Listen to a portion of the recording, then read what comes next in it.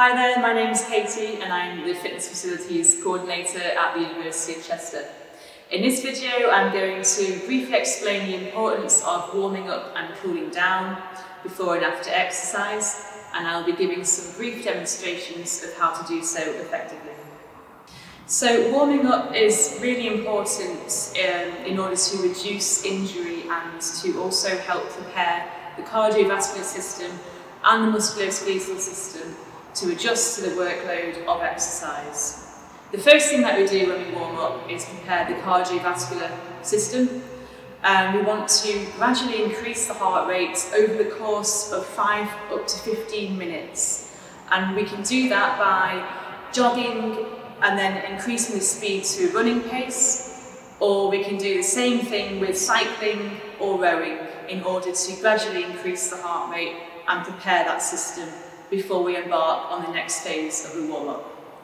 Next, we move on to prepare the musculoskeletal system, and in this section we would try to make the movements as sport-specific as possible. For example, if we were warming up before a game of football or before a football training session, we need to think about the muscles that we would be utilising more than others. So for example, hip musculature, the knee flexors and extensors, or quads and hamstrings, and then any possible core mobility movements that might come in use as well during play.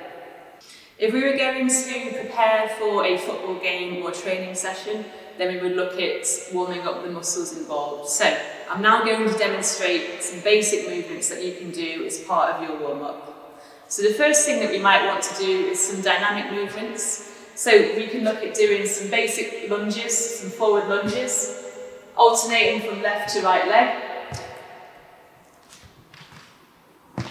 ensuring that the knee is behind the toes and that the head is looking straight forward. And this will help to warm up mostly the quads and the glutes. And then from there we can go into some knee raises. You can either do them slowly at first and then increase to a more dynamic movement. And that helps to warm up the hip flexors. Next, we can think about warming up the knee flexors or the hamstrings. So once again, we can do what are called butt kicks. So again, you can do them stationary, or you can add more of a dynamic movement to them.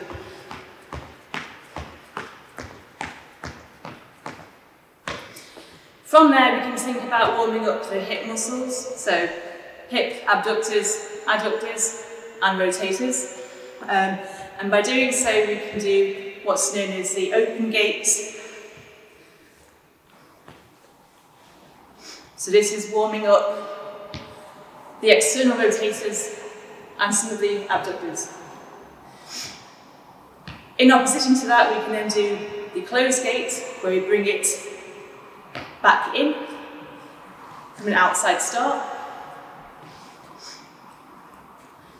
And you want to work through as much of a range as you can in order to target all of the relevant muscles. And then from there, we might want to do some basic twists, torso twists, just to help warm up muscles around the lower spine and the core. Okay. Then from there we can then do some more dynamic movements like straight leg raises on the spot.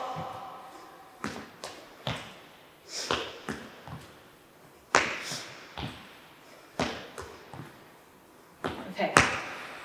And those are some basic exercises that you could include in your warm-up before a football game, for example. So, as soon as we've finished exercising, we then need to think about cooling down. So, similar to a warm-up, we're now doing the opposite.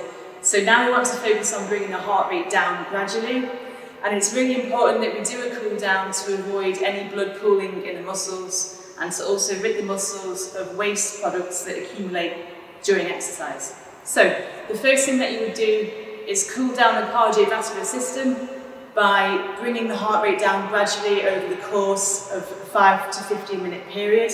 And we can do that by slowly jogging, or cycling or rowing, and then coming to a very slow pace over that portion of time. Next, we can think about doing some low intensity stretches, targeting the muscles that we have used the most during exercise. So once again, I will use the example of a football training session or game where predominantly the lower body muscles have been targeted. So for this, you just need a mat. And we're going to think about the key muscles that we've used during football and running. So the first stretch that we can do is for the hamstrings, and you can do this two ways. You can either do both legs at once, reach forward to touch your toes,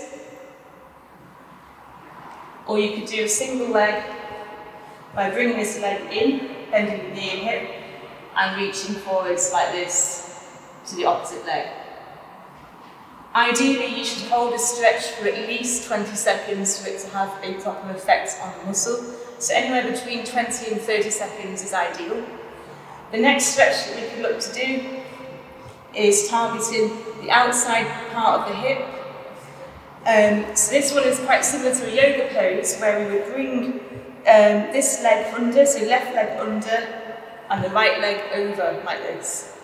So we create this folding effect, and from there you bring the left arm across, and if you want to, you can push on the leg, and you should feel all of this outside part of the hip opening up. So I'll do it on the right side first.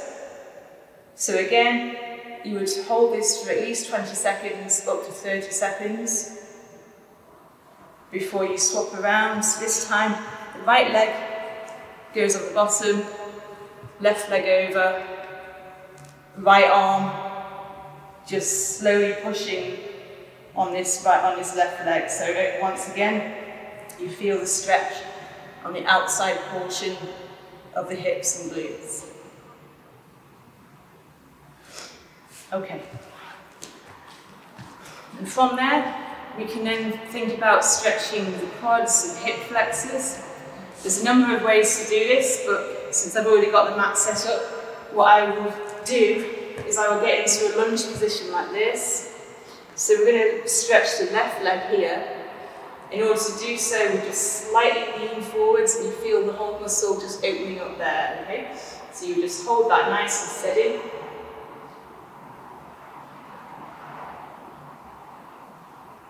And then ease back off. Swap over, stretch the right leg.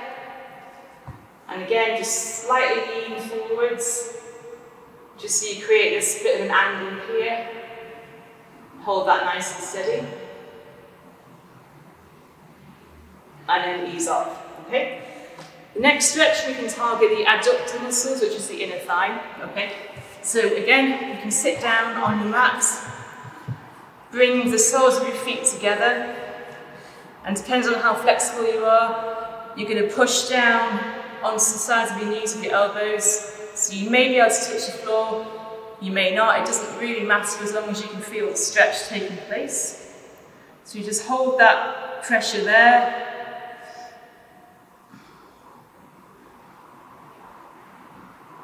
And then ease off it after about 20 to 30 seconds.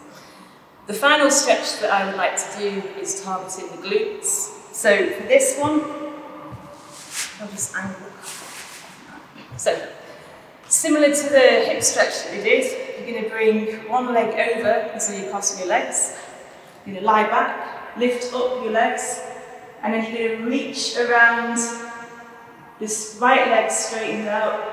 And again, you're going to pull your legs inwards. And from there, you should feel it all stretching in the glutes, okay? So you just pull here, hold it nice and steady.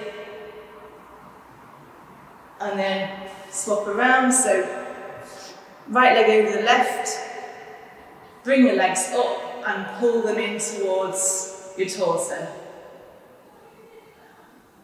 Once again, you feel a nice stretch going through the glutes.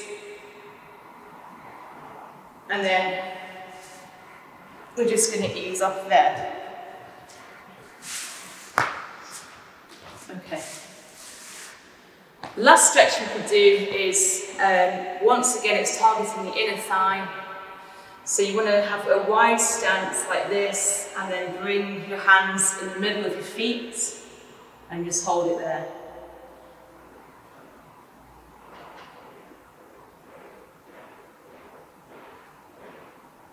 And then ease off.